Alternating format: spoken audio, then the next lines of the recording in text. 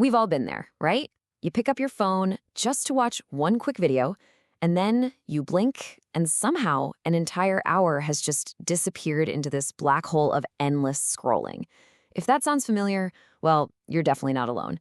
So let's get into why this happens, and more importantly, how we can start taking back our time. It's that little voice in your head. Just one more. It feels so harmless, Just a tiny little break. But that one video, it turns into 5, then 10, and before you even realize what's happening, you're completely caught in a loop. And this is the hard truth behind that loop. Every single scroll is a small trade. You're trading a few seconds of easy, mindless fun for the time you could be using to actually build the future you say you want. And that's the thing. We need to get real about what's actually at stake here. Now look, this isn't just about having weak willpower. It's not that simple. Your own brain is kind of working against you here, caught in what's called the dopamine trap. So let's break down the science of it, because trust me, understanding what's going on is the first real step to breaking free. Okay, so dopamine. You've probably heard it called the feel-good chemical. Your brain releases it like a little reward. But here's the crazy part.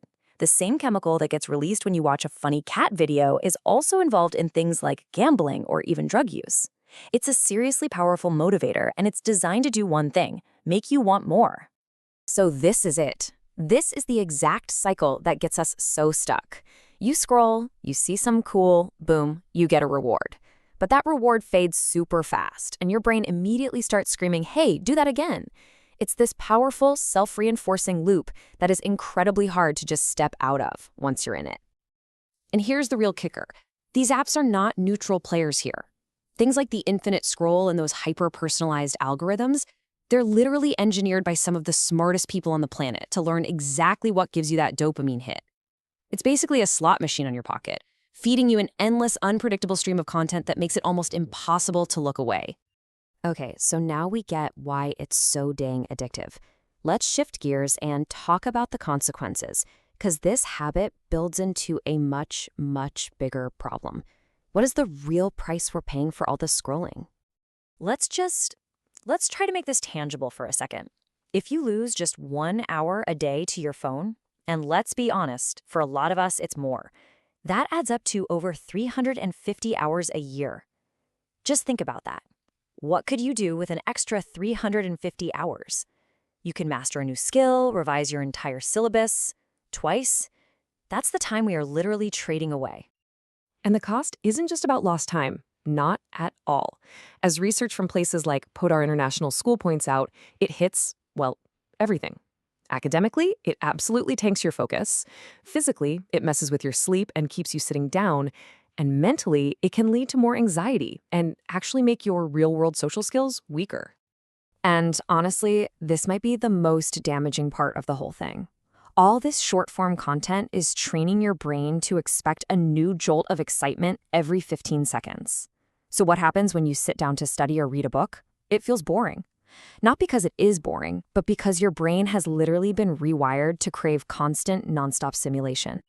All right, I know that all sounds pretty bleak. It can feel really overwhelming, but here is the good news. You can absolutely take back control.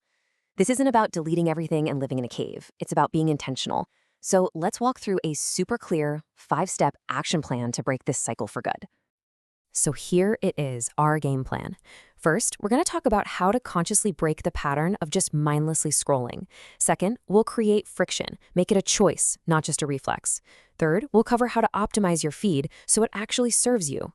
Fourth, we are going to find healthy dopamine sources. And finally, we'll talk about how to fill those empty spaces in your day with something better.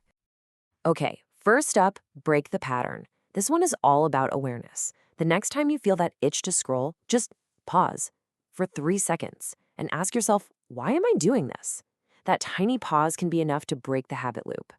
Then we move on to step 2, create friction. Friction is just anything that makes an action harder. Right now, opening that app is way too easy. The goal, as you can see here, is to add a few steps. Bury the app deep inside a folder, use an app locker that needs a password. That little bit of extra time gives your thinking brain a chance to jump in and ask, hey, do I really want to be doing this right now? All right, moving on to step 3, optimize your feed. This is huge. Unfollow the accounts that just make you feel bad or waste your time. Start following creators who inspire you or actually teach you something useful. Make the algorithm work for you, not the other way around. Which leads us to step 4. Find healthy dopamine. Your brain is still going to crave that hit, so let's give it better options.